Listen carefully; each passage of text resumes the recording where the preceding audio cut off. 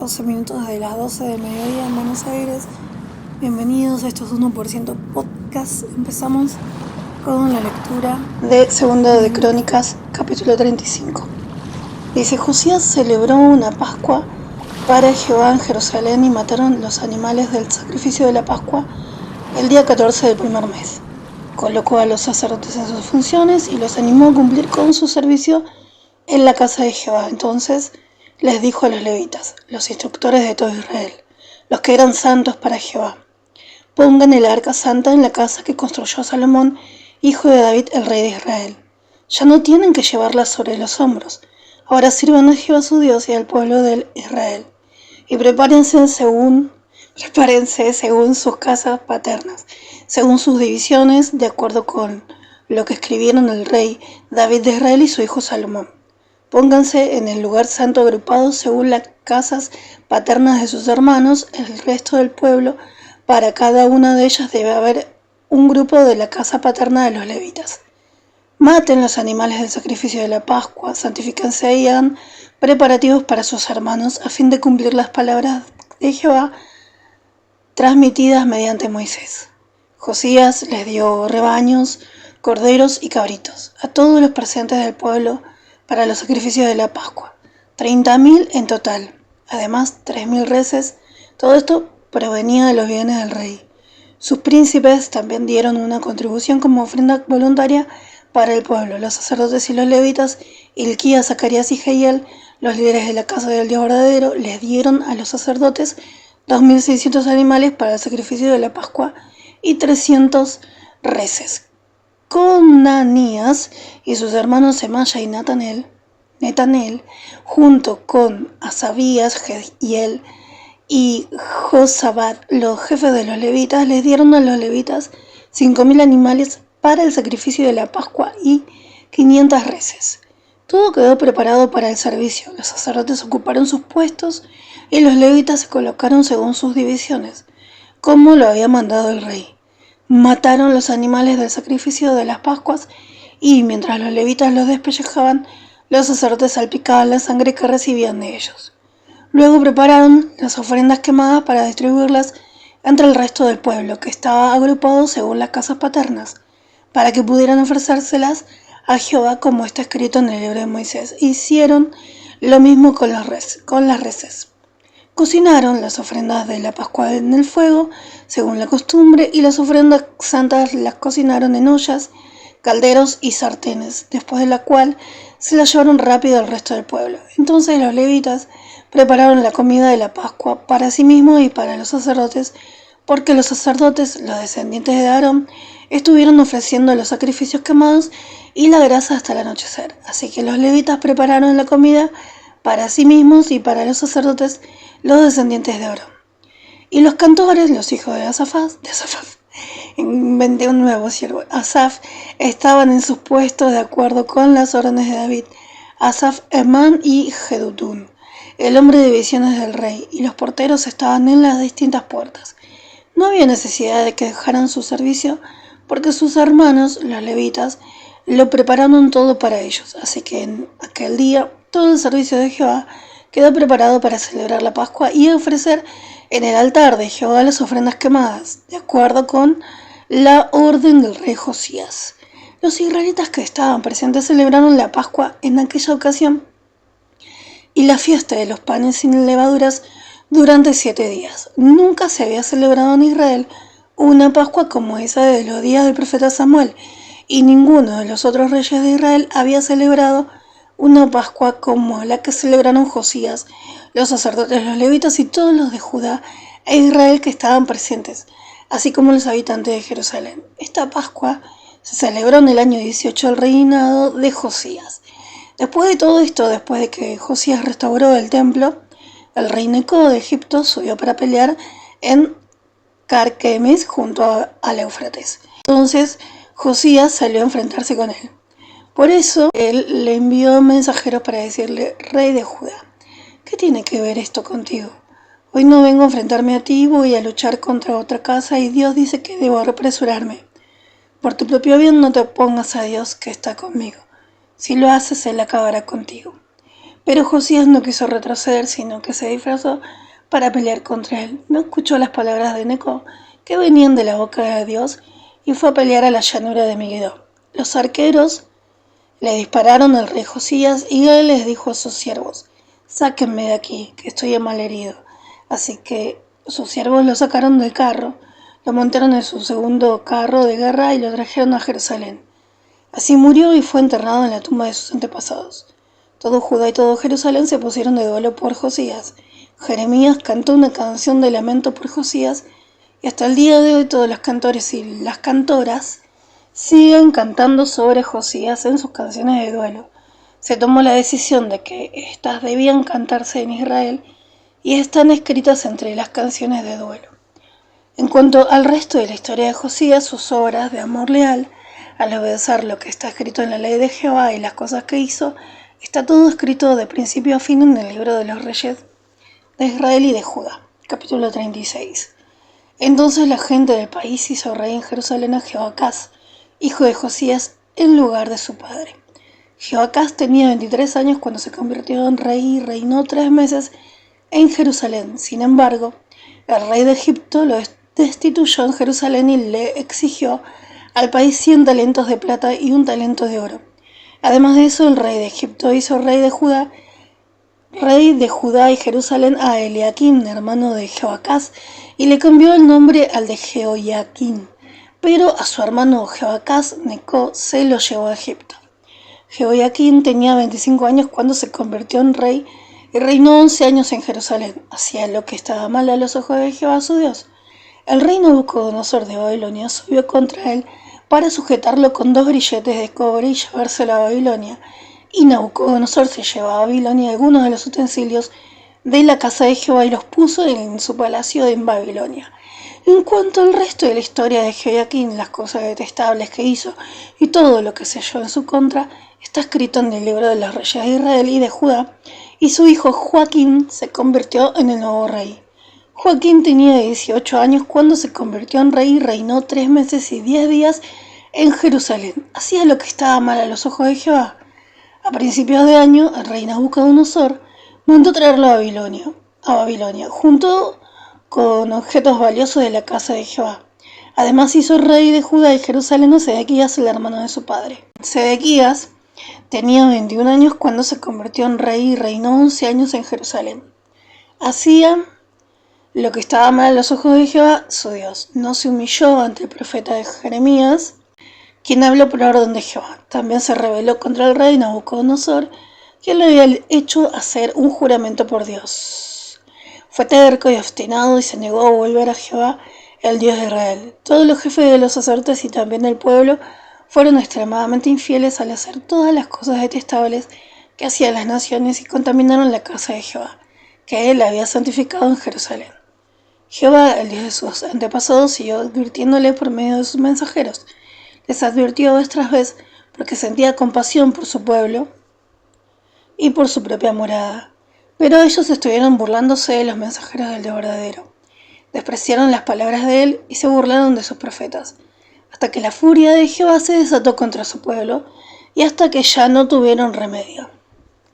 De modo que él mandó contra ellos el rey de los caldeos, que mató a espada a sus jóvenes en la casa de su santuario. No sintió compasión ni por las jóvenes, ni por las vírgenes, ni por los ancianos, ni por los débiles. Dios los entregó todo en sus manos, y todos los utensilios de la casa del Dios verdadero, tanto grandes como pequeños, así como los tesoros de la casa de Jehová y los tesoros del rey y sus príncipes, todo se los llevó a Babilonia. Quemó la casa del Dios verdadero, derrumbó la muralla de Jerusalén, les prendió fuego a sus torres fortificadas y destruyó todas las cosas de valor. Se llevó cautivos a Babilonia a los que se salvaron de morir de espada y llegaron a ser siervos de él y de sus hijos hasta que el reino de Persia tomó el control, para que se cumplieran las palabras de Jehová que pronunció Jeremías hasta que la tierra pagó su deuda de sábados. Todos los días que estuvo desolada guardó el sábado hasta cumplir 70 años. En el primer año del rey Ciro de Persia, Jehová movió al rey Ciro de Persia a proclamar un decreto por todo su reino para que se cumplieran las palabras de Jehová pronunciadas por Jeremías. El decreto, que también puso por escrito, decía: esto es lo que dice el rey Ciro de Persia.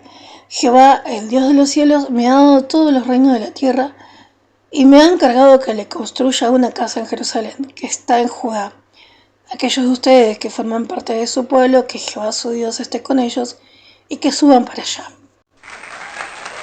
Bien, terminamos el libro de Segunda de las Crónicas. Ahora vamos a empezar el libro de Esdras. Vamos a ver en los primeros capítulos: el rey Ciro ordena la reconstrucción del templo, preparativos para salir de la tierra de Babilonia, lista de los que regresaron del desierto, los siervos del templo, los hijos de los siervos de Salomón, ofrendas voluntarias para el templo, se reconstruye el altar y se ofrece sacrificios. Se empieza la reconstrucción del templo, se colocan los cimientos del templo y en el capítulo 4 se intenta impedir la reconstrucción del templo. Los enemigos le envían una queja al rey Artajerjes.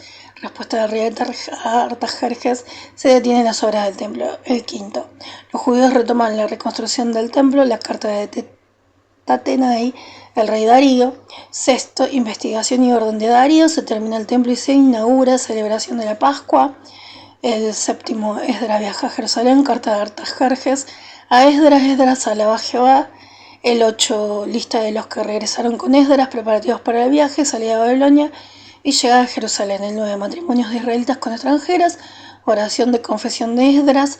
El 10, pacto para despedir a las esposas extranjeras, se despide a las esposas extranjeras. Bueno, vamos a ver qué onda. Dice el capítulo 1. En el primer año del rey Ciro de Persia, Jehová movió al rey Ciro de Persia a proclamar un decreto por todo su reino para que se cumplieran las palabras de Jehová pronunciadas por Jeremías. El decreto, que también puso por escrito, decía: esto es lo que dice el rey Ciro de Persia. Jehová, el Dios de los cielos, me ha dado todos los reinos de la tierra y me ha encargado que le construya una casa en Jerusalén, que está en Judá. Aquellos de ustedes que formen parte de su pueblo, que su Dios esté con ellos y que suban a Jerusalén, que está en Judá, y reconstruyan la casa de Jehová, el Dios de Israel. Él es el Dios verdadero, cuya casa estaba en Jerusalén. A cualquiera que esté residiendo como extranjero, sea donde sea, que sus vecinos lo ayuden, que le den oro, plata, bienes y ganado, además de las ofrendas voluntarias que quieran hacer para la casa del Dios verdadero que estaba en Jerusalén. Entonces los jefes de la casa paterna de Judá y de Benjamín, los sacerdotes y los levitas, todos aquellos a los que el Dios verdadero había motivado, se prepararon para subir y reconstruir la casa de Jehová que estaba en Jerusalén. Y sus vecinos lo ayudaron dándole objetos de oro y de plata, bienes, ganados y otras cosas valiosas, aparte de todas las ofrendas voluntarias. Además, el rey Ciro mandó a devolver los utensilios de la casa de Jehová que Nabucodonosor se había llevado de Jerusalén y había puesto en la casa de su Dios. El rey Ciro de Persia hizo que, bajo la supervisión del tesorero Mitridates, sacaran y se anotaran en una lista para Sesbazar, el jefe de la tribu de Judá. Esta fue la lista: 30 recipientes de oro en forma de canasta, 1000 recipientes de plata en forma de canasta, 29 recipientes de repuestos, 30 tazones pequeños de oro, 410 tazones pequeños de plata y otros 1000 utensilios. En total había 5400 utensilios de oro y de plata. Sesbazar se llevó todo esto cuando los desterrados salieron de Babilonia y regresaron a Jerusalén. Capítulo 2. Estos fueron los habitantes de las provincias que salieron del cautiverio, de entre los desterrados, a quienes el rey Nabucodonosor de Babilonia había desterrado a Babilonia. Ellos regresaron más tarde a Jerusalén y Judá, cada uno a su propia ciudad. Fueron los que regresaron con Zorobabel, Jesúa, Nehemías, Seraya, Reelaya, Mardoqueo, Bilsam, Mispar, Bigvai, Reún y Baná. El número de hombres israelitas incluía a los hijos de Parós, 2172, los hijos de Cefatías, 372, los hijos de Ará, 775, los hijos de Pahat Moab, de los hijos de Jesuá y de Joab, 2812, los hijos de Elam, 1254, los hijos de Satú, 945, los hijos de Sakai, 760, los hijos de Bani, 642, los hijos de Bebai, 623, los hijos de Adjad, 1222, los hijos de Adonicam, 666, los hijos de Bigvai, 2056, los hijos de Adin, 454, los hijos de Ater, de la familia de Ezequías, 98, los hijos de Besai, 323, los hijos de Jorá, 112, los hijos de Asum, 223, los hijos de Kibar, 95, los hijos de Belén, 123, Los hombres de Netofá, 56. Los hombres de Anatot, 128. Los hijos de Amabet, 42. Los hijos de Kirshat Sharin, Kefira y Beerot, 743. Los hijos de Ramá y Geba, 621. Los hombres de Micmas, 122. Los hombres de Betel y Ai, 223. Los hijos de Nebo, 52. Los hijos de Macbis, 156. Los hijos del otro Elan, 1254. Los hijos de Arin, 320. Los hijos de Lot, Adit y Ono, 725. Los hijos de Jericó, 345. Y los hijos de Sena, 3630. Estos fueron los sacerdotes, los hijos de Gedaya, de la familia de Jesuá, 973. Los hijos de Ymer, 1052. Los hijos de Pajur, 1247. Y los hijos de Arim, 1017. Estos fueron los levitas. Los hijos de Jesuá y de Cadmil, de los hijos de Abdavía, 74. Estos fueron los cantores, los hijos de Asaf, 128. Estos fueron los hijos de los porteros. Los hijos de Salún, los hijos de Ater, los hijos de Talmón, los hijos de Acub, los hijos de Atita y los hijos de Sobai. En total 139. Estos fueron los siervos del templo, los hijos de Sia, los hijos de Azufa, los hijos de Tabaot, los hijos de Queros, los hijos de Sia, los hijos de Padón, los hijos de Levana, los hijos de Gabá, los hijos de Acub, los hijos de Gagab, los hijos de Salmai, los hijos de Anán, los hijos de Gidel, los hijos de Gahar, los hijos de Rasha, los hijos de Rezim, los hijos de Necodá, los hijos de Gazam, los hijos de Usa, los hijos de Pasea, los hijos de Beatzai, los hijos de Asná, los hijos de Meunim, los hijos de Nefusim, los hijos de Bakbuk, los hijos de Akufá, los hijos de Arur, los hijos de Baslut, los hijos de Meidá, los hijos de Arsá, los hijos de Barcos, los hijos de Sisara, los hijos de Temá, los hijos de Nesías y los hijos de Atifá. Estos fueron los hijos de los siervos de Salomón, los hijos de Sotai, los hijos de Soferet, los hijos de Perudá, los hijos de Jalá, los hijos de Sadarcón, los hijos de Gidel, los hijos de Cefatías, los hijos de Atil, los hijos de Pokeret Asebain y los hijos de Ami. En total, los siervos del templo y los hijos de los siervos de Salomón fueron los hijos, 392. Y estos fueron los que subieron de Tel Melab, Tel Darsá, Kerut, Adón e Imer, pero que no pudieron demostrar que su casa paterna o su origen eran israelitas. Los hijos de Delaya, los hijos de Tobías y los hijos de Necodá, 652. Y de los hijos de los sacerdotes, los hijos de Abaya, los hijos de Acos y los hijos de Barzilai, que se casó con una de las hijas de Barzilai, el Caladita, y adoptó el nombre de la familia de ella. Estos fueron los que buscaron los registros para probar su genealogía, pero no lo encontraron, así que no se les permitió servir de sacerdotes. El gobernador les dijo que no podrían comer de las cosas santísimas hasta que hubiera un sacerdote que pudiera consultar el Urín y el Tumín. Todo el grupo fue de 42.360 personas, sin contar los 7.337 esclavos y esclavas y los 200 cantores y cantoras. Tenían 736 caballos, 246 mulas, 475 camellos y 6.720 burros. Cuando llegaron a donde estaba la casa de Jehová en Jerusalén, algunos de los jefes de las casas paternas hicieron ofrendas voluntarias para reconstruir la casa del Dios verdadero en el mismo lugar. Cada uno dio lo que pudo y en total se reunieron 61.000 dracmas de oro, 5.000 minas de plata y 100 túnicas de sacerdote para el fondo de la obra. Los sacerdotes, los levitas, algunos del pueblo, los cantores, los porteros y los siervos del templo se establecieron en sus ciudades y todo el resto de Israel se estableció en sus ciudades. Capítulo 3. 11 y 11. Cuando llegó el séptimo mes y los israelitas ya estaban en sus casas, en sus ciudades, todos se reunieron en Jerusalén con un mismo propósito.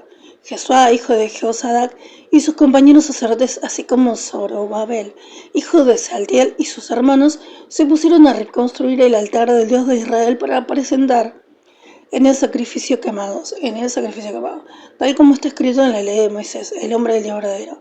De modo que a pesar del miedo que les tenían a los pueblos vecinos, construyeron el altar en el mismo lugar donde estaban antes.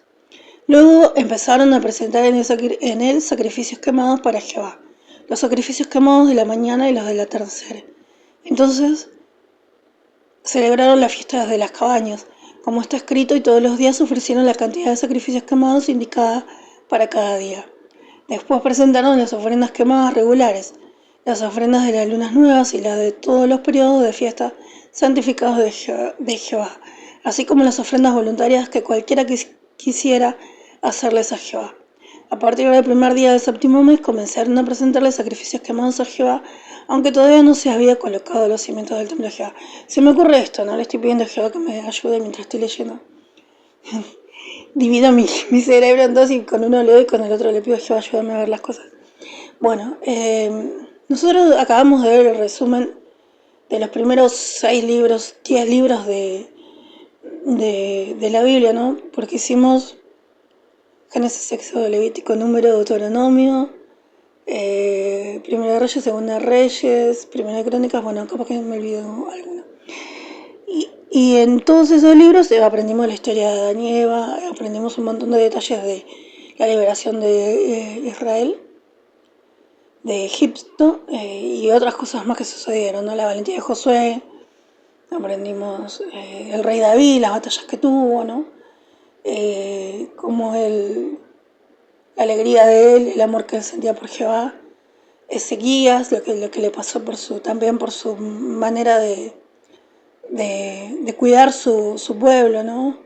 De cercar a Jerusalén, de no hacerle caso a los asirios, ay, no me acuerdo cómo se llama el que venía a boquear inclusive en el idioma de los judíos. Nosotros ya vimos todo eso, ¿no? Mientras íbamos aprendiendo cosas nuevas durante todas estas lecturas, íbamos aprendiendo cosas nuevas y de a poquito íbamos repitiendo algunas cosas que habían pasado, pero vieron que más o menos prácticamente hasta el primero de Crónicas, desde Génesis hasta el primero de Crónicas, no se volvió a hablar de Adán.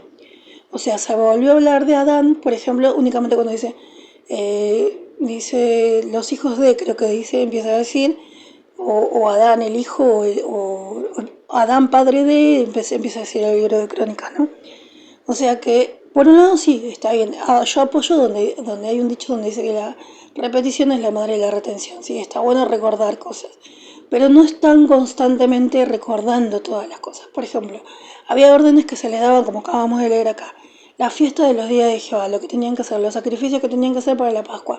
El primer día tenían que entregar, ponerle un toro, tantos panes, tanto esto, tanto el otro. El segundo día tenían que hacer esto, el sacrificio tenía que ser de esta manera, el tercer día el sacrificio tenía que ser de esta otra manera, y día por día detallado vimos cómo tenían que hacer los sacrificios para la fiesta de Jehová, o para los días de la Pascua, o para el mes de Dios, ¿no?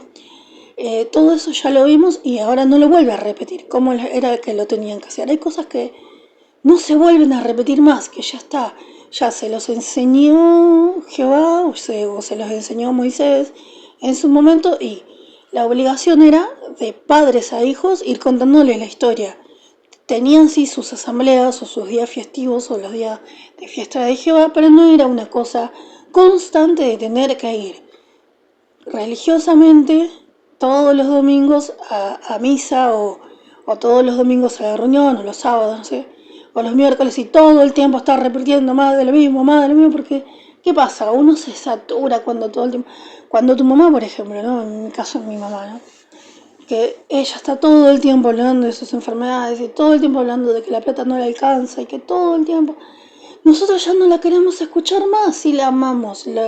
Abigail diciendo, yo la adoro, la abuela, la queremos un montón, es nuestra mamá. No nos queda ya abuelos, no nos queda ya casi tíos, bueno, tíos, no prácticamente, pero tenemos esa referencia de donde venimos, esa raíz, que nosotros no queremos que se pierda, ¿no? Y entonces amamos las cosas buenas de ella, pero no amamos las cosas negativas de ella, ¿no? Entonces lo mismo nos pasa a nosotros cuando nos estaban constantemente repitiendo esto no, hay cosas que yo ya creo que ya las dije igual, las vuelvo a repetir. Por ejemplo, ¿no? A mí no me gusta cuando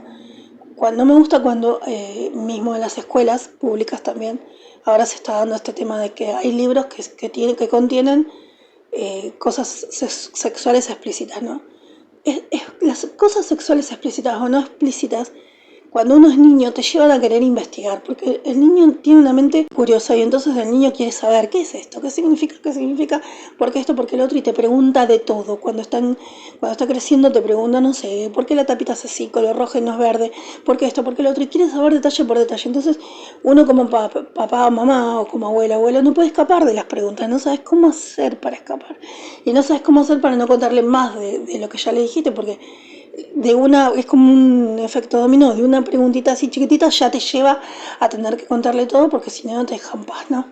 O sea, es tanta el hambre de curiosidad que tiene esa criatura tan chiquitita, dejan de preguntar lamentablemente cuando son abusados sexualmente.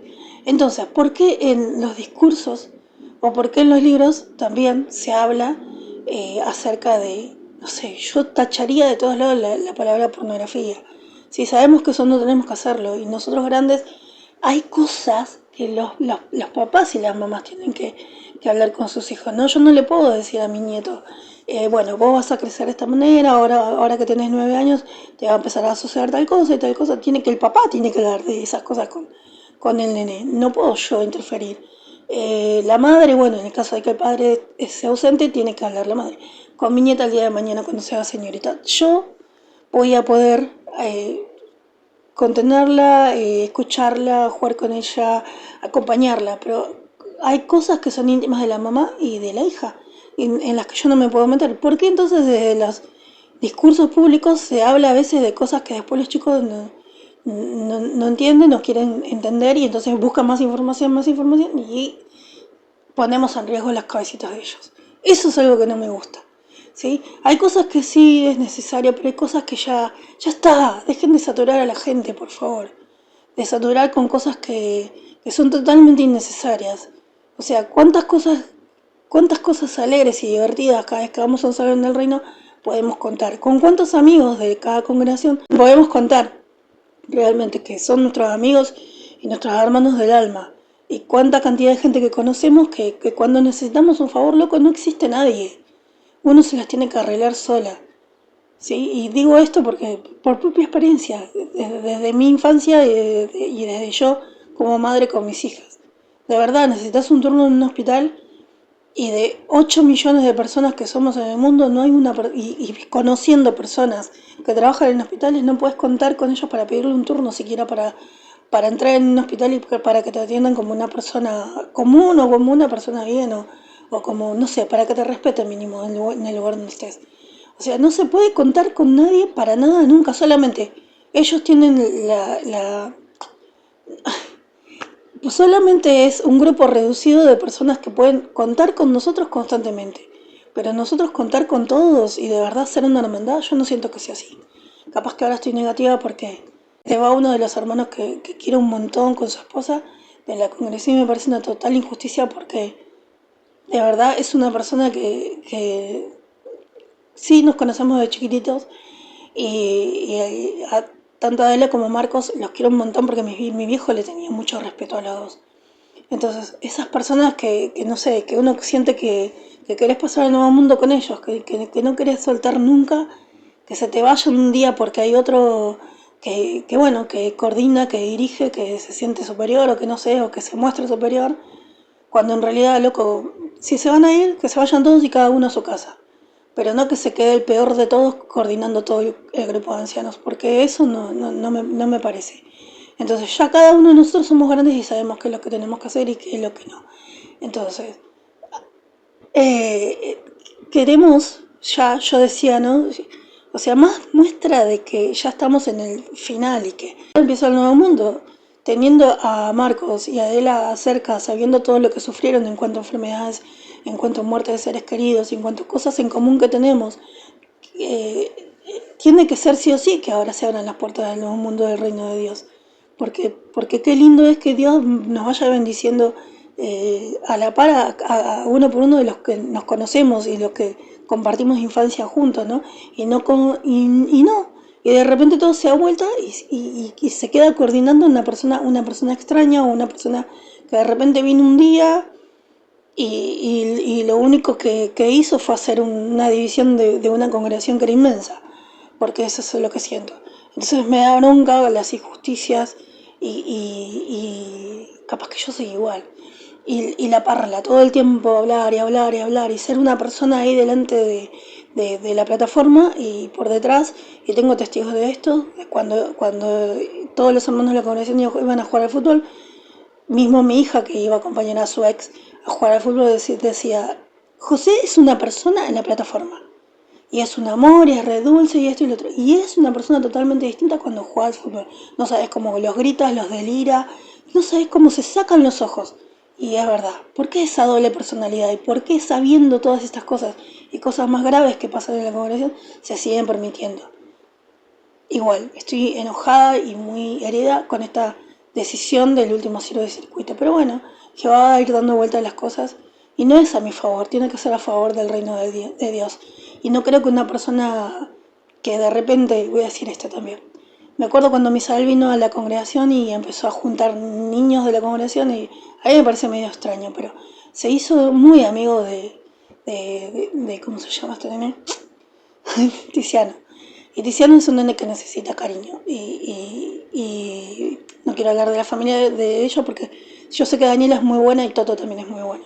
Pero uno a veces se asfixia con la cantidad de problemas que tiene y entonces está bueno que los chicos tengan un referente en otro lugar o qué sé yo. A mí cuando yo era chica me inspiraba a ponerle una hermana que se llamaba Edelmira y sabía dibujar, entonces me enseñaba y me explicaba. Y no es que yo dejaba a mi mamá porque Edelmira me regalaba de su tiempo y me ayudaba a crecer como dibujante de repente, ¿no?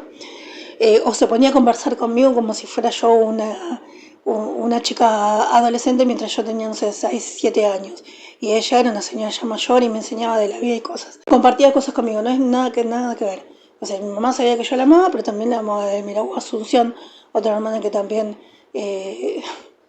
siempre venía casi cada vez que subíamos a la camioneta de mi papá, a la estancia de mi papá, la estanciera de mi papá, ella me decía, ay Gisela, te pintaste un poquito de rollo. Y yo tenía, no sé, 10 años y me hacía pasar una vergüenza delante de mi mamá. Pero bueno, y después estaba con nosotros, o Rosario, una hermana en la que mis viejos ayudaban. Y todos los fines de semana, casi todos los fines de semana, por un largo tiempo estuvimos ayudándola a reparar toda su casa ahí detrás de la ruta, por la calle Bolivia. Una casa hermosa que tenía ella y todo el día pasábamos ahí. Era re divertido estar en la casa de ella y comerle todas las galletitas que ella nos preparaba para nosotros. Y era hermoso. Hermanos que se hacen como de la familia de verdad. Como Misael veo que se hizo de amigo de verdad de Tiziano. Al mismo tiempo vi como José de repente también de la nada y de nunca hacerlo agarró uno de los otros sobrinos a los que nunca se vio que le dio bolilla y lo empezó a sentar con él y todo eso. Hasta que un día ya se ve que se pudrió el nene o cuando algo es falso no se sigue haciéndolo, ¿no? Y yo digo, ¿por qué una persona con tanta doble personalidad, con tanta doble cara, que muestra una cosa que no es, vas a hacer de una manera que no es, a cargo de una congregación? Y ahora me enojé y dije, yo no quiero pertenecer más a la congregación de Verónica y de José. Odio una congregación que esté a cargo de estas dos personas. Me siento como si fuera, ¿no? Es una congregación de testigos de Jehová, pero es como si fuera una congregación evangelista donde está el pastor y la pastora, que es así. Y entonces ahora yo digo, no, y todo lo que yo ya sé, y todo lo que la gente que escucha los audios de repente va aprendiendo de mí, lo malo y lo bueno, o lo que coincidimos, porque si estamos acá en este canal, por ahí coincidimos en un montón de cosas. Muchos no me dicen coinciden tal cosa o tal otra, pero al suscribirse al canal o al estar escuchando o cuando nos vemos cara a cara y sabemos que me escuchan esas cosas y que respetan esas cosas son lindas, y tantas experiencias compartidas de decepción dentro de la organización o de la congregación, eso nos tiene que hacer crecer, ¿no? Y no separarnos de Jehová. Sí, yo puedo en un tiempo me voy a tener que alejar, ponele, ¿no? Hasta que venga el otro cielo de circuito y vea las cosas, o no sé, qué pase. Que Dios diga que cómo va a dar la vuelta a todo esto en cuanto en la cantidad de esfuerzo que le puse para estar. Por fin Dana me dice, vos ya sos testigo de Jehová, vos ya estás yendo a la reunión, vos ya sos publicadora, vos ya te pudiste meter dentro de la organización. Y yo ahora me siento, con esta salida de Marcos y Adela, me siento afuera de nuevo. Y me siento, tengo que volver a empezar de nuevo. ¿Y cómo voy a hacer cuando no soporto a esta gente que de verdad, de tildarme de envidiosa, de decirme, José, una vez, me dijo, bueno, esto es pasado, ¿no? Pero de decirme que te venís a entregar, o sea, qué zarpado, qué libidinoso, ¿qué me venís a decir así o a tratar de esa manera? Qué bronca que me dio. No puedo perdonar una actitud que no me gusta. Una persona que constantemente no sé si es a propósito que tenés dos lugares para subir a la plataforma. ¿Por qué siempre antes de subir a dar tu discurso o lo que sea que tenés que dar, te tenés que sentar cerca de mí? O sea, me hace sentir como que, de verdad, acoso constante. Capaz que yo estoy enferma de la cabeza y por eso siento eso y él se ríe. Y en cada comentario que doy, después que yo comento, se vuelve a comentar a él y como burlándose y no me gustan ninguna de sus actitudes. Y más, es más, no me explico por qué. ¿Por qué da él la atalaya cuando él no me siento que nadie lo apoye? Porque la mitad de la atalaya hasta la tercera, cuarta parte, solamente prácticamente siempre comentan hombres. Las mujeres como que estamos restringidas de no poder hablar con él. ¿Y por qué siempre en los comentarios, en los discursos de otros hermanos o en los temas de otros hermanos, él siempre tiene que destacar algo? O sea, déjalo, que el que tiene el discurso es, ponele, a mí me cae de repente, no sos vos, deja de corregirlo delante de todo el mundo. Es como que eh, se quiere hacer destacar o se quiere hacer ver como que sabe más o como que tiene más conocimiento. Si se equivoca o nos dice algo menos de lo que tenemos que saber, es asunto del que está discursando en ese momento, porque siempre esa cosa de querer sobresalir del resto de las demás, en cada comentario, en cada discurso de hermano, o sea, siempre. Y es más, me acuerdo cuando yo me cambié de grupo, a mí me pusieron en el grupo de Javier Sánchez junto con Carlos Figueroa y la familia y todo eso. Y yo dije, no quiero estar más con Carlos Figueroa porque no quiero ser una carga para él. Somos familia, sí, pero él no tiene la obligación de cuidarme a mí o de alimentarme espiritualmente o de estar detrás mío constantemente. Entonces salgo por eso y por un tema personal de familia que no me gusta. Algunas cosas que él dice de problemitas, porque él se refiere como un tema de locura, ¿no? No me siento al 100% respetada. Hay cariño, pero no me siento muy respetada por mi cuñado. Entonces me salgo, me voy a otro grupo. Me voy al grupo de donde está Rafael. No va que en el grupo donde va Rafael, el grupo 9, que es el grupo de José Moreno, mandan una invitación para hacer broadcasting en la casa de no sé quién. Cuando es que yo anteriormente tuvimos un broadcasting, que fue el primero que tuvimos, que iba a ser en mi casa y vino solamente una hermana. Todo el resto de los hermanos no vino. Entonces José hace un arreglo para que el broadcasting se haga, no sé si en la casa de Nélida, la suegra de lo que. La cosa es que, bueno, entonces por comentarios que hubo en el grupo, me cambio de grupo, me cambio al grupo de Marcos. Me dice Marcos, quédate tranquila acá en este grupo que estoy yo, porque nosotros acá no hacemos nunca arreglos para el broadcasting, qué sé yo. No son necesarios, eso era en la pandemia, ahora no es necesario que lo hagamos, que esto, que lo otro. Me dice Marcos que me quede tranquila.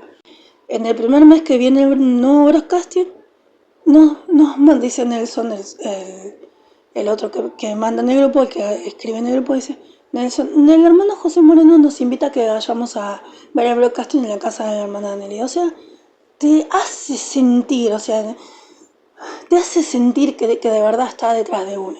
Y encima, para colmo, es una persona que está del lado de las personas que tienen esa doble vida y esa doble, ¿cómo se dice? Esa doble conducta y ese doble nombre de ser una persona en la población, pero ser una persona totalmente distinta en el trabajo, con un nombre totalmente distinto por no querer llamar demasiado la atención o por, no sé, sentirse superior, no sé, o por cuidarse, no sé, de los paparazzis de repente, y uno dice, ay Dios, otra vez, ¿cuánto retrocedimos? ¿Cuánto pensamos que avanzamos y cuánto retrocedimos de nuevo?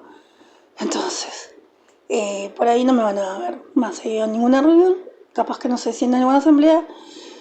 Esto es pesadito y bueno, y es cosa de, me vuelvo atrás.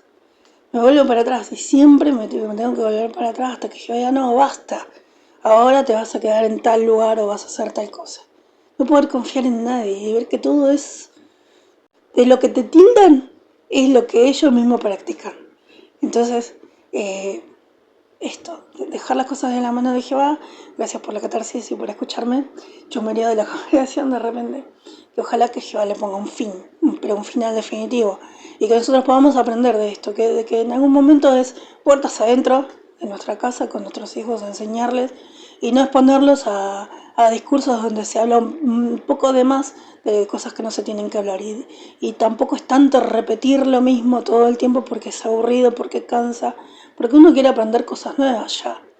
Y porque en realidad mucha gente que que maneja todas estas cosas ni siquiera tiene la experiencia de ser padres, ¿sí? La experiencia propia de ser padres, de ser abuelos o de poder siquiera dirigir su propia casa como corresponde. Entonces, ahí está la bandera demasiado alta, ¿sí? O está la vara muy alta, pero nosotros seguimos arrastrándonos por el piso en cuanto a conducta y principios y leyes divinas que no practicamos primero que nada en nuestra propia casa. Entonces, a recordar siempre todo lo que dice Jehová por medio de la Biblia, a prestar atención a cuando oramos, pero después lo que sigue, bueno, cada uno sabrá qué hacer, ¿no? Estaría bueno poder volver todos juntos y decir, bueno, listo, acá entramos al nuevo mundo y estamos todos los que realmente estamos hartos de toda la hipocresía y que queremos seguir para adelante, no queremos seguir repitiendo todo el tiempo cosas que ya vimos. El eterno sermón del monte. Jesús no vino a enseñar una religión, y siempre lo voy a decir. Jesús no vino a enseñar una religión, ni tampoco los organizó en reuniones los sábados, los martes, los domingos, los sábados, los jueves, no. Y él vino y dijo, bueno, ahora que les enseñé esto, ustedes si tienen mucha fe pueden hacer esto y pueden hacer esto y pueden hacer... Vayan y hagan discípulos, enséñenles a otras personas. Pero es enseñar a otras personas y en algún momento ya está. O toda la vida vamos a ser esclavos de tener que estar enseñando o de estar sujetos a alguien más, que en definitiva no es Dios, porque Dios nos va aceptando todo lo que nosotros le damos de corazón, pero los hombres nos van exigiendo constantemente cosas que ni ellos pueden sostener en el tiempo. ¿Sí? Seguimos el 8. Esdras 3.8 dice, en el segundo año de su llegada a la casa del Dios verdadero en Jerusalén, en el segundo mes, Zorobabel, hijo de Sealtiel, y Jesúa, hijo de Jehozadak, comenzaron la obra junto con el resto de sus hermanos, los sacerdotes y los levitas y todos los que habían regresado a Jerusalén del cautiverio. Y les encargaron a los levitas mayores de 20 años que supervisaran las obras de la casa de Jehová. Así que Jesúa, sus hijos y sus hermanos, y Cadmiel y sus hijos, los hijos de Judá, se unieron para supervisar a los que estaban trabajando en la casa del Dios verdadero. También se les unieron los hijos de Nadab, sus hijos y sus hermanos, que también eran levitas. Cuando los trabajadores colocaron los cimientos del templo de Jehová, los sacerdotes iban vestidos con traje oficial y llevaban las trompetas, y los levitas, los hijos de Asaf, llevaban los címbalos. Ellos se pusieron de pie para alabar a Jehová, siguiendo las instrucciones que había dado el rey David de Israel. Y empezaron a alabar a Jehová y a darle las gracias. Cantaban por turnos, porque Él es bueno, su amor leal por Israel dura para siempre. Luego todo el pueblo se puso a elevar la voz y a alabar a Jehová porque se habían colocado los cimientos de la casa de Jehová. Muchos de los sacerdotes, los levitas y los jefes de las casas paternas, aquellas que ya eran ancianos y que habían visto la casa anterior, se pusieron a llorar a gritos cuando vieron que se colocaban los cimientos de esta casa. Pero muchos otros se pusieron a gritar de alegría con todas sus fuerzas. Así que no se podía distinguir entre los gritos de llanto y los gritos de alegría. La gente gritaba tan fuerte que el ruido se oía desde lejos. Capítulo 4. Los enemigos de Judá y Benjamín oyeron que los que habían regresado del destierro le estaban construyendo un templo a Jehová, el Dios de Israel. Ese día se acercaron a Zorobabel y a los jefes de la casa de paternos y le dijeron: déjennos trabajar con ustedes, nosotros también adoramos a su Dios y llevamos haciéndole sacrificios de los días del rey Esar-Adón de Asiria, quien nos trajo a este lugar. Pero Zorobabel, Jesuá y el resto de los jefes de las casas paternas de Israel les dijeron: ustedes no van a construir con nosotros una casa para nuestro Dios, nosotros solo construimos la casa de Jehová, el Dios de Israel, tal como nos ha mandado el rey Ciro y rey de Persia.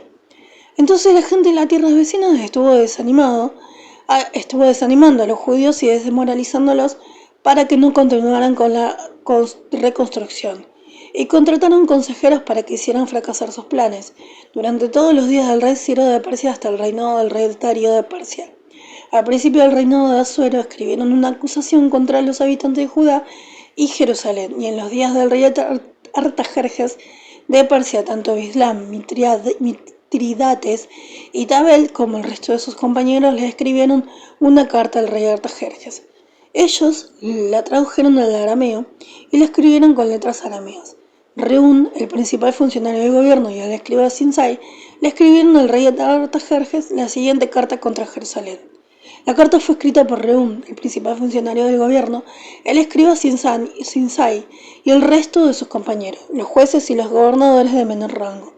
Los secretarios, el pueblo de Erech, los babilonios, los habitantes de Susa, es decir, los elamitas, y las demás naciones que el grande y honorable Asnapar llevó al destierro y estableció en las ciudades de Samaria, y el resto de la gente de la región que estaba al oeste del río Éufrates.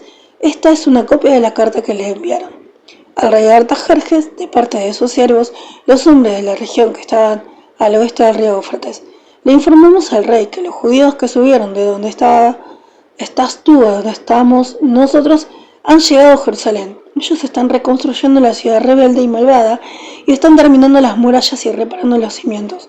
También le informamos al rey que si reconstruyen la ciudad y terminan las murallas, no pagarán ningún impuesto, ni tributo, ni peaje, y esto causará pérdidas a los tesoros de los reyes. Nosotros comemos la sal del palacio y no está bien que dejemos que se perjudiquen los intereses del rey. Por eso enviamos esta carta para avisar al rey y para que se haga una investigación en el libro de los registros de los antecesores. Descubrirás en el libro que esta ciudad es una ciudad rebelde que perjudica a reyes y provincias y que en ella se han fomentado revueltas de la antigüedad, porque por esa razón fue destruida. Le informamos al rey que si se reconstruye la ciudad y se terminan las murallas, entonces no tendrán ningún dominio de la región que está al oeste del río Éufrates. El rey respondió a Rehum, el principal funcionario del gobierno, al escriba Sinsai, al resto de sus compañeros que vivían en Samaria y al resto de la gente de la región que está al oeste del río Éufrates. Saludos. Me han leído claramente el documento oficial que ustedes nos enviaron. Por orden mía se ha hecho una investigación y se ha comprobado que desde la antigüedad esa ciudad se ha levantado contra los reyes y que en ella se han producido muchas rebeliones y revueltas. Hubo reyes poderosos en Jerusalén que gobernaban toda la región que está al oeste del río Éufrates y que cobraban impuestos, tributos y peajes. Pues bien, ordenen que se detengan las obras de esa gente y que no se reconstruya la ciudad hasta que yo dé la orden. Asegúrense de no descuidar este asunto para que no se perjudiquen todavía más los intereses del rey. Después de que se les leyó la copia del documento oficial del rey Artajerjes a Rehum, al escriba Sinsai y a sus compañeros, ellos fueron a todas prisas a Jerusalén y por las fuerzas hicieron que los judíos se detuvieran. En ese momento se detuvo la reconstrucción de la casa del Dios que estaba en Jerusalén y quedó interrumpida hasta el segundo año del reinado del rey Darío de Persia. ¿Cuántas cosas que se supone que por tener la bendición de Dios o por tener la guía de Dios o por estar trabajando para el Dios verdadero uno debería hacer así como de taquito, ¿no? Y deberían salir bien de una, ¿no?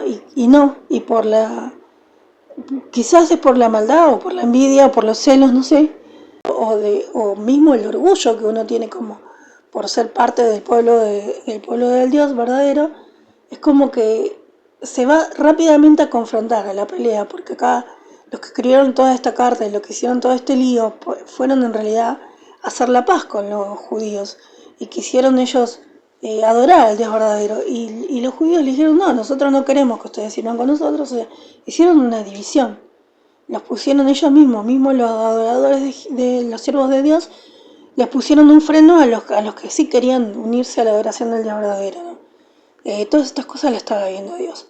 Pero siempre hay un retroceso, por más que queremos hacer las cosas bien, siempre es como que parecería que la maldad triunfa sobre lo que es bueno o lo que es puro y lo que es dedicado a Dios. De verdad, de corazón, ¿no? Siempre me decía Gastón Acevedo siempre me decía, a vos te pasan tantas cosas malas porque vos querés hacer las cosas bien todo el tiempo. Y porque querés servir a Jehová de verdad y de corazón, y eso se nota. Y entonces siempre nos pasan cosas malas, decía, no porque no solamente a mí, sino que a él y su familia también. Siempre las enfermedades, siempre las cosas más negativas parecería que nos pasan a los que más fe tenemos en Dios. Hasta que bueno, en algún momento creo que la cosa se tiene que dar vuelta en algún momento y que tenemos que poder ver, como le explicaba a Ana el viernes cuando ella tuvo una crisis asmática y estuvo muy mal, y ella dice, yo creo en Dios, mamá, yo creo en Dios, mucho en Dios. Yo sé que existe y que Él ayuda a muchas personas, pero yo en mi vida no veo que Él haga nada. Entonces le dije, vamos a ir al hospital y vas a ver que vas a estar bien. Y vamos a pedirle a Jehová que nos muestre su amor leal. Y en todo el momento que estuvimos en el hospital y vimos, nosotras llegamos y detrás nuestro llegaron como, no sé, 30 personas. Y primero atendieron a las 30 personas en la admisión y después de 2 horas de ella aguantándose el asma y ya tenía saturada 94. Y ya tenía unas ojeras que parecían, no sé, más negra que blanca, pobre, las ojeras que tenía. No podía respirar bien, no podía ni hablar, tampoco, pobre, de la crisis asmática que estaba. Y, y fue difícil todo, y el estar ahí en la guardia esperando, no le pusieron oxígeno y le dieron el alta con 98 de saturación. No sé, no, a mí nunca me saturaron cuando yo tuve una crisis de asma y siempre me pusieron rápidamente en oxígeno. No sé dónde está la ley esa de que no hay que ponerle oxígeno a una persona si satura de 94 o 98. Porque si se siente mal y necesita el oxígeno para sanar el catarro que tiene dentro de los pulmones que hace que esté teniendo una crisis asmática, lo que sea, necesita un tiempo extra para recuperarse y ponerse bien. Y apenas nos dieron el alta, hicimos una cuadra y me dijo, mamá, me siento muy mal de nuevo, quiero volver. Y se hizo el aerosol sin que yo la vea, siendo que hacía como, no sé, 2 horas de la última vez que se hizo el aerosol. O sea, hay una situación que es como de riesgo constantemente para el que quiere servir a Dios y quiere demostrarle que lo amamos o a los que le pedimos por favor que nos ayude en situaciones así de riesgo, ¿no? Porque es como que no estamos, no somos Daniel de repente y de repente nos rodean 4 leones muertos de hambre y Dios nos tiene que salvar la vida, proteger con un ángel. Pero hay tantas injusticias a las que uno se tiene que pasar o tiene que dar la cara que de verdad es. Yo me siento totalmente desanimada. ¿Dónde veo el amor de Dios? Bueno, mi hija está viva ahora y está dentro de todo bien, pero yo sé que no está re bien todavía. Todavía no solucionamos el tema del quiste. Ella está mal porque no puede seguir la escuela. Hay un montón de situaciones que ella dice, es injusto tal cosa, es injusto tal otra. Y siempre que ella tuvo una crisis dramática y la pasó muy mal, siempre decía, ¿por qué a mí? ¿Por qué a mí, mamá? Y hay un montón de situaciones donde uno va con toda la fe y se vuelve a la casa y bueno, volvemos a casa. Está bueno volver, ¿no? Hay tanta gente que no vuelve cuando va al hospital, teniendo nada prácticamente. Que bueno, tenemos que ser agradecidos por eso mínimo que Dios está haciendo por nosotros, por el hecho de poder respirar, por el hecho de estar vivos, por el hecho de seguir esperando su justicia. Y eso es lo que nos mantiene con fe de repente, ¿no? Que sabemos que en algún momento sí Dios va a actuar. Pero ¿qué tenemos que hacer para que Dios definitivamente ponga un punto final sobre lo que nosotros pensamos que es o cómo es? Y que realmente nos muestre su amor leal. Estoy re desilusionada, yo no me quiero quejar de la vida de todo porque siempre dije que la vida es hermosa, por más que uno tenga mil crisis asmáticas o que uno no tenga todo lo que realmente quisiera tener. Eh, siempre Siempre le digo a Dana, tenemos que saber vivir con mucho o con poco. Ya en algún momento hemos tenido mucho, en algunos momentos hemos tenido nada, pero Jehová siempre hace que no nos falte lo necesario de cada día y nosotros tenemos que trabajar para más, para hacer más cosas, por otras personas o por nosotros y por nosotros mismos también. Y ella tiene la intención de superarse todo el tiempo, pero siempre hay gente mala que va metiéndose ahí, inmiscuyéndose y viviendo de la vida del otro. Entonces está buena la actitud de las personas que dicen no se vivan quejando y no vivan. Pero de alguna manera uno tiene que sacar lo negativo que tiene y poder contar o confiar en alguien, aunque sea ese alguien un papel y un diario íntimo de repente, una viroma en papel. O no sé, decirle a Dios, no, me siento tan mal y tan defraudada, tan decepcionada, ¿por qué me estás haciendo esto? Y hay un montón de maneras en las que Dios nos contesta y nos muestra que está con nosotros y que todo va a mejorar. Pero pasan los días y los años y la cosa no mejora. Pero no... ¿Cómo hacemos para seguir para adelante y no perder la fe? Esto. ¿Ves? Por ahí yo estuve mal en, no sé, estos últimos días dejé un poco de lado la lectura. No me sentía que no estaba conectada con Dios, pero de repente no no hacía tantas oraciones como venía haciendo antes, estoy agotadísima, estresadísima. Quisiera compartir cosas buenas, buenas noticias, y estamos al límite de que termine este año y este año donde el texto es: cuando tengo miedo pongo mi confianza en Jehová. Y entonces 1000 veces me encontré en el salón del reino orándole a Jehová, más que lo que le oraba en mi casa. Y encontré lo que les conté en el audio anterior de esta brujería que me parece media ingenua, ¿no? Pero bueno, es una brujería o es una mala intención que uno tiene en la casa y que uno no sabe. Y yo, pero las cosas van a mejorar a partir de ahora, le digo a Jehová. Siempre son más los enemigos que uno tiene que la gente buena que se te acerca con buena onda a, no sé, darte un saludo o conversar siquiera, ¿no? El viernes en la sala de guardia había un viejito, muy viejito, Castro de apellido, muy parecido a un escritor. Y yo digo, qué raro, acá en este hospital, tanta gente mayor, viejita, anciana, que había un tal Jorge Leguizamón también, que era muy viejo. Yo pensé, no, había mucha gente muy vieja. Yo decía, qué raro, ¿no? O sea, el PAMI no está atendiendo, no tienen sus obras sociales las personas mayores ancianas, que tanto viejo metido acá entre, o sea, con respeto. No anda, pero nunca me pasó de ver tanta gente mayor en un centro, en un hospital, ¿no? Qué raro, yo decía. Y yo en un momento me puse a querer, yo estaba muerta de sueño y me sentía re mal del estómago, mientras a Dana le estaban controlando a ver si podía respirar o no, saturado o no. Ahora se sentía mal en realidad, porque salir de la guardia y querer volver a la cuadra de haber hecho caminando, no soporto y necesito oxígeno por lo menos, ¿no? Y nos costó tanto que salga adelante. El querer yo, a pesar de cómo estaba Dana o de cómo estaba yo, que me moría del dolor de estómago todo el tiempo ahí en ese lugar, no sé por qué. Tantos retorcijones que me daba, muy mal estaba yo. Y en un momento quise charlar con el hombre ese y no me dio bolilla. Y me miró y se hacía que no sé, no me escuchaba, no sé lo que le pasaba. O sea, hay una locura no sé, de gente que te trata como si fuera que vos no existís.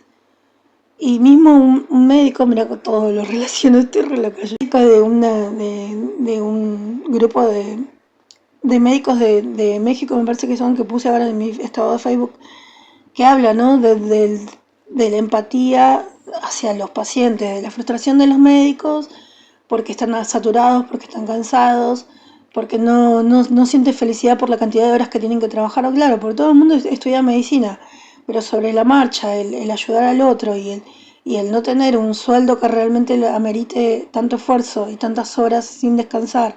Las guardias son eternas, yo sé que son 24 horas que no pueden, supuestamente que no pueden ni comer ni, bueno, tomar líquido sí, pero no pueden comer porque tienen que estar así despiertos por las dudas pase algo trágico, ¿no? La cantidad de horas que ellos le tienen que meter para tener un buen sueldo, y la cantidad de corrupción que hay, ¿no? En realidad en todos los hospitales donde cualquiera entra y se pone una bata y se hace pasar por médico y si te morís, te morís. O el cero compromiso que hay de parte de los médicos para que el paciente se vaya a la casa bien, ¿no? Bien, no tenga que volver. O no solo eso, sino desde parte de la administración.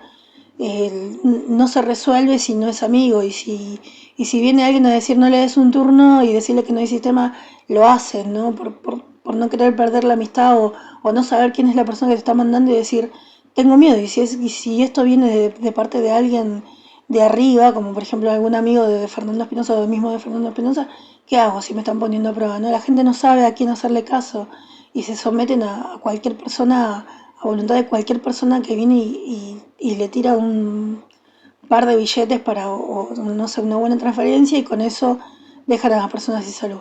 Entonces hay tanta corrupción y hay tanto, todos contra todos, por más que no haya una guerra, hay una guerra. Sí, hay una guerra. Todos queremos el mismo Dios, todos queremos hacer la voluntad de Dios, todos queremos que venga el reino de Dios. Y decimos ya estamos sobre el fin, pero finalmente no vemos ninguna bendición explícita y decimos, esto es de Dios, ¿sí? Ni que hablar de cosas que se supone que en el reino de Dios vamos a tener. Pero es que nosotros mismos no sabemos convivir y perdonarnos o seguir para adelante o aceptarnos, no es perdonarnos, es aceptarnos entre nosotros, ¿no? El poder tener no es necesario tener el arte de conversar para poder dialogar un ratito, ¿no? Cuando una pregunta te dice hola, cuando una pregunta de hola, ¿cómo estás? Ya hay me quiero acercar a vos, a ver qué te pasa, qué tenés. Yo le decía a este viejito Castro, le digo, ¿por qué vino acá? Le dije, ¿no? En un momento, ¿qué le pasa? ¿Qué le pusieron? ¿Un corticoide? Le digo, no me pusieron un corticoide, me sacaron sangre. ¿Y qué tiene? Y ya no me contestó más. ¿Qué sufre? ¿Qué le pasó? ¿Tuvo un accidente? No me contestó nunca más. O sea, me ignoró por completo. O sea, ¿por qué? Si no te estoy robando dinero porque te voy a hacer una pregunta. Te estoy preguntando para, no sé, pasar ese momento de aburrimiento que estoy teniendo o mismo olvidarme de mi situación o de lo que me está pasando a mí, que me estoy muriendo del dolor de estómago. O sea, ¿por qué el no querer hablar, no querer conversar con nadie, el guardarte para vos y adentro lo que te pasa o con qué intención estás ahí de repente? Sí, eso hace que uno desconfíe también, nunca terminás de desconfiar. Y entonces eso hace que estando juntos, y esto pasa mismo dentro de las mismas familias, en la misma mesa, terminamos desconfiando de las personas de nuestra familia. Y eso no es lo que quiere Dios. Cada vez que leemos la Biblia siempre tenemos que tener una actitud de amor y recordar siempre Jesús, que fue lo máximo de lo máximo, nos vino a enseñar que con amor se van solucionando las cosas. Que hay que poner el amor por sobre todas las cosas, el amor a Dios, el amor al prójimo, y con el amor y con la fe ya está. Y ahí vamos a ver sobradas bendiciones de Dios y vamos a sanar y vamos a poder continuar ayudando a otras personas, creciendo para ayudar a otras personas. No siempre ser ayudado, sino tener la actitud de, bueno, ahora puedo ayudar a alguien más. ¿Sí? Estoy abierta a conversar, a hablar, a hacerme una buena compañía de repente. ¿Sí? Y todo es esa actitud de poder ayudarnos.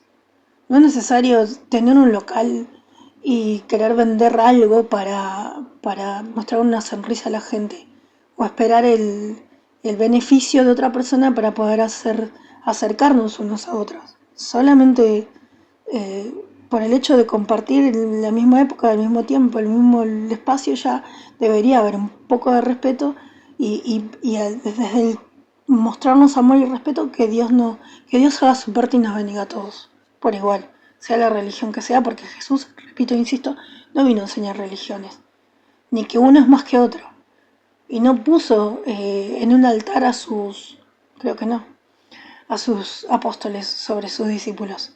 Sí, lo acompañaban, sí eran los que más tiempo tenían, pero a todos les dio la misma oportunidad de acompañarlos, ¿eh? No es que a alguno le dijo, no, vos no me acompañás, o no, vos no vas a subir al cielo, porque en definitiva no solamente sus dos apóstoles subieron al cielo con él, sino que muchas más personas ahora mismo están en el cielo. En el cielo. Entonces, es para pensar esto. Terminamos el 5. El 5.6 dice, esta es una copia de la carta que Tatenai, el gobernador de la región que está al oeste del río Éufrates, y Setar Bozenai y sus compañeros, los gobernadores de menor rango de la región que estaban al oeste del río Éufrates, le enviaron al rey Darío. El informe que le escribieron decía, al rey Darío, que tengas toda la paz. Le informamos al rey que fuimos a la casa del gran Dios en la provincia de Judá. Vimos que la están reconstruyendo con piedras enormes, además están colocando maderas en las paredes. Las obras están avanzando muy rápido gracias al gran interés y los esfuerzos del pueblo. Así que les preguntamos a sus ancianos, ¿quién les dio la orden de construir esta casa y terminar esta estructura? También les preguntamos sus nombres para escribirles y hacerte saber quiénes son los encargados. Ellos nos respondieron, somos los siervos de Dios de los cielos de la tierra. Estamos reconstruyendo la casa que un gran rey de Israel construyó y terminó hace muchos años. Pero nuestros padres hicieron enojar al Dios del cielo. Bien. Por eso él los hizo caer en manos del rey Nabucodonosor de Babilonia, el caldeo.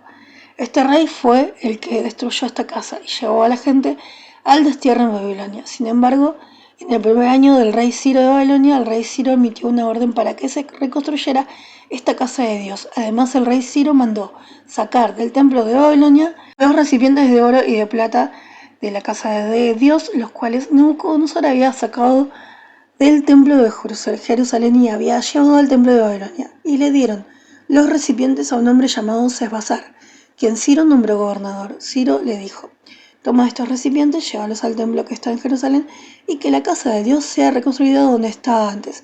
Cuando este Sesbazar llegó, colocó los cimientos de la casa de Dios que está en Jerusalén y desde entonces se está reconstruyendo, pero todavía no se ha terminado. Desde entonces se está reconstruyendo. Por lo tanto, si al rey le parece bien, solicitamos que se haga una investigación en el tesoro real que está en Babilonia y se compruebe si el rey Ciro dio la orden de reconstruir esa casa de Dios en Jerusalén. También solicitamos que se nos envíe la decisión del rey. ¡Ay, qué bueno que está esto! El 6 dice: fue entonces cuando el rey Darío dio la orden y se hizo una investigación de los archivos de Babilonia donde se guardaban los tesoros. Y en la fortaleza de Ecbatana, en la provincia de Media, se encontró un rollo que tenía escrita esta nota oficial. En el primer año del rey Ciro dio esta orden relacionada con la casa del Dios en Jerusalén, que los judíos reconstruyan la casa para que puedan ofrecer sacrificios allí, y que coloquen sus cimientos. La casa medirá 60 codos de alto y 60 codos de ancho, y tendrá 3 hileras de piedras enormes y una hilera de maderas. La casa del rey pagará los gastos. Además que se devuelvan los recipientes de oro y de plata de la casa de Dios, los cuales Nabucodonosor sacó del templo que estaba en Jerusalén y trajo a Babilonia. Deben colocarse en su lugar en el templo de Jerusalén y dejarse en la casa de Dios. Así que ustedes, Tatenai, el gobernador de la región que está al oeste del rey Éufrates, Setar-Bozenai y sus compañeros, los gobernadores de menor rango de la región que está al oeste del río Éufrates, manténganse lejos de allí. No estorben las obras de esa casa de Dios. El gobernador de los judíos y los ancianos de los judíos reconstruirán esa casa de Dios donde estaban antes. Me gusta, los amparó, ¿viste? Además, para ayudar a estos ancianos de los judíos a reconstruir esa casa de Dios, les doy la siguiente orden. Para que no se interrumpan las obras, deben pagarles de inmediato los gastos con los fondos del Tesoro Real procedentes de los impuestos de la región que está al oeste del río Éufrates. Y todos los días sin falta deben darle a los sacerdotes que están en Jerusalén lo que pidan, cualquier cosa que necesiten: toros, jóvenes, corderos, para las ofrendas quemadas al Dios del cielo, así como trigo, sal, vino y aceite. Así ellos siempre podrán presentar ofrendas que agraden al Dios de los cielos y orar por la vida del rey y sus hijos. También he dado la orden de que si alguien desobedece este decreto, deben arrancar un madero de su casa, levantar a la persona y fijarla en él. Deben convertir su casa en una letrina pública por su delito, y que el Dios que ha hecho que su nombre resida allí derribe a cualquier rey o pueblo que desobedezca esta orden y destruya esa casa de Dios que está en Jerusalén. Yo, Darío, he dado la orden, que se cumpla de inmediato. Así que Tatenai, el gobernador de la región que está al oeste del río Éufrates, Setar-Bozenai y sus compañeros cumplieron de inmediato todo lo que ordenó el rey Darío.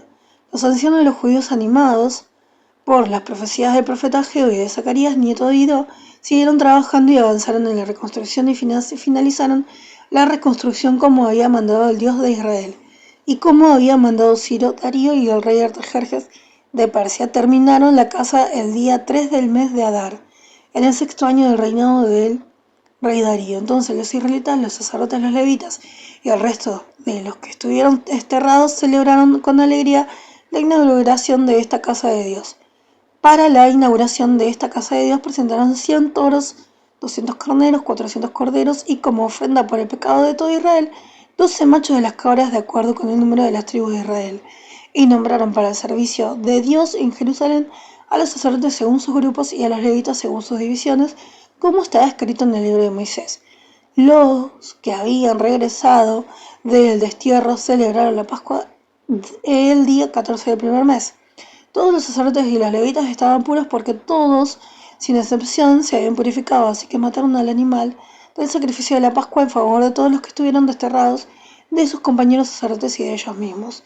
Luego los israelitas que habían regresado del destierro comieron del sacrificio. Lo comieron junto con todo lo que se había unido a ellos y se habían separado de las impurezas de las naciones de aquella tierra para adorar a Jehová, el Dios de Israel.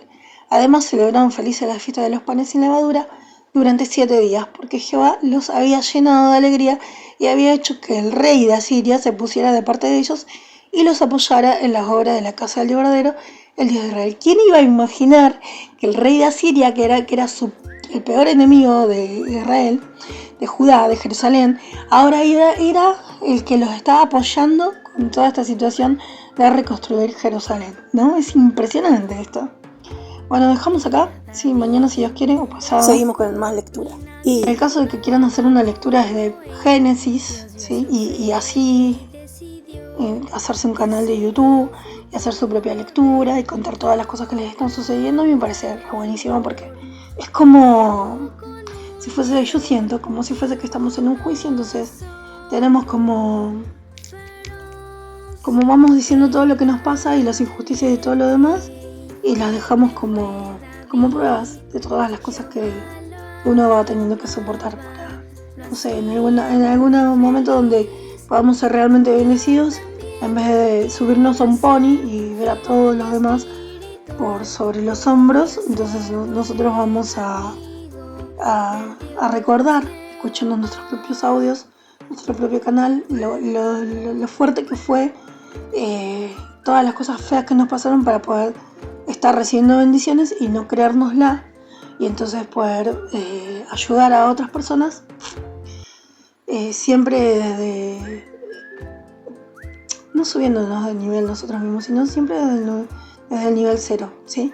Es una escalera y hay niveles en cuanto a la espiritualidad, en cuanto a la vida, en cuanto a por ahí ponerle el estatus de las personas, pero nosotros siempre tener la actitud, o en mi caso siempre quiero estar